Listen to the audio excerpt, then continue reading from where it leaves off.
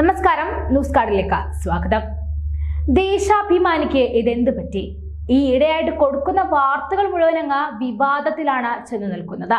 ഇതായിപ്പോൾ നരേന്ദ്രമോദി സർക്കാർ വീണ്ടും അധികാരത്തിലെത്തുന്നു എന്ന സൂചനയോടെ ഒന്നാം പേജിൽ തന്നെ വാർത്ത കൊടുത്തുവെന്ന വിലയിരുത്തലിൽ ദേശാഭിമാനി മാനേജ്മെന്റ് വീണ്ടും എയറിലേക്ക്. CPIM സംസ്ഥാന സെക്രട്ടറി MV ഗോവിന്ദൻ ദേശാഭിമാനിയുടെ ചീഫ് എഡിറ്റർ ദിനേശൻ പുത്തലത്തിനെ വിളിച്ച അതൃപ്തി രേഖപ്പെടുത്തിയെന്നാണ് ഔദ്യോഗികമായ റിപ്പോർട്ട്. ഗവർണർ ആരിഫ് മുഹമ്മദ് ഖാനെതിരെ എന്ന മട്ടിലുള്ള വാർത്തയാണ് വിവാദമായത്. ഗവർണറായി തുടരാൻ നീക്കവുമായി ആരിഫ് മുഹമ്മദ് ഖാൻ എന്ന തലക്കെട്ടിലായിരുന്നു ഒന്നാം പേജ് വാർത്ത. BJP അധികാരത്തിൽ വന്നാൽ മാത്രമേ അതിന് കഴിയൂ. ഈ സാഹചര്യത്തിൽ ഗവർണർ നടത്തുന്ന നീക്കം BJP തുടർ ഭരണത്തിലേക്ക് എത്തുന്നതിന്റെ സ്ഥിരീകരണമാണെന്നാണ് പരിവാറുകൾ പ്രചരിപ്പിച്ചത്. അതിരാവിലെ തന്നെ ഈ പ്രചരണം തുടങ്ങുകയും ചെയ്തു. ആരിഫ് മുഹമ്മദ് ഖാൻ 5 കൊല്ലം കൂടി ഗവർണറായി തുടരുമെന്ന അഭിപ്രായം BJP അധ്യക്ഷൻ K സുരേന്ദ്രൻ നേരത്തെ തന്നെ പങ്കുവച്ചിരുന്നു. ഈ സാഹചര്യത്തിലാണ് ദേശാഭിമാനിയുടെ വക ഒരു വാർത്തയും. ഗവർണർ പദവിയിൽ സെപ്റ്റംബറിൽ കാലാവധി കഴിയുന്ന ആരിഫ് മുഹമ്മദ് ഖാൻ പുനർനിയമനം കിട്ടാൻ കേരള BJP നേതാക്കളുടെ പിന്തുണയോടെ പ്രധാനമന്ത്രി നരേന്ദ്രമോദിയെ സമീപിക്കുന്നു എന്നാണ് ദേശാഭിമാനിയുടെ ഒന്നാം പേജ് വാർത്ത. ഏപ്രിൽ മെയ് മാസങ്ങളിൽ ലോക്സഭാ തെരഞ്ഞെടുപ്പുകൾ നടക്കാനിരിക്കെ സെപ്റ്റംബറിലെ ഗവർണർ നിയമനവും മോദി തീരുമാനിക്കുമെന്ന ഉറപ്പിലുള്ള വാർത്തയാണ് ദേശാഭിമാനി നൽകിയത്.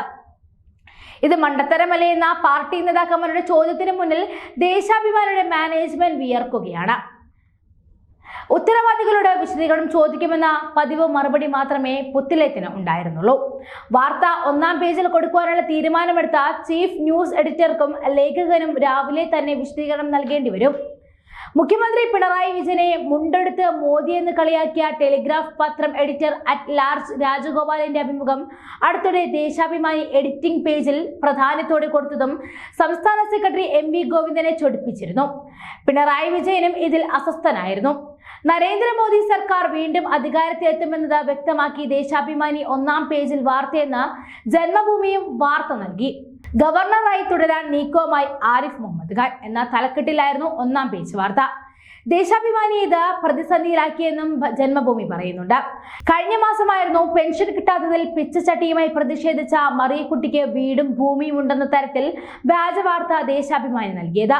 വ്യാജവാർത്ത നൽകിയതിനെതിരെ അടിമാലി കോടതിയിൽ മറിയക്കുട്ടി ദേശാഭിമാനിക്കെതിരെ മാനനഷ്ട കേസ് കൊടുക്കുമെന്നും പെൻഷൻ വിതരണത്തിൽ ഇടപെടലുകൾ നടത്തണമെന്നാവശ്യപ്പെട്ട് ഹൈക്കോടതിയിലും ഹർജി നൽകുമെന്നും അറിയിച്ചിരുന്നു. വ്യാജവാർത്തയാണെന്ന് തെളിഞ്ഞതോടെ ക്ഷമാപണവുമായി രംഗത്ത് വന്ന ദേശാഭിമാനിയോട് പോയി പണി നോക്കാനാണ് മറിയക്കുട്ടി പറഞ്ഞത്. അങ്ങനെ ആ സംഭവത്തിന് ശേഷം എയറിൽ നിന്നും താഴേക്കിറങ്ങിയതിന് പിന്നാലെയാണ് ഈ സംഭവം.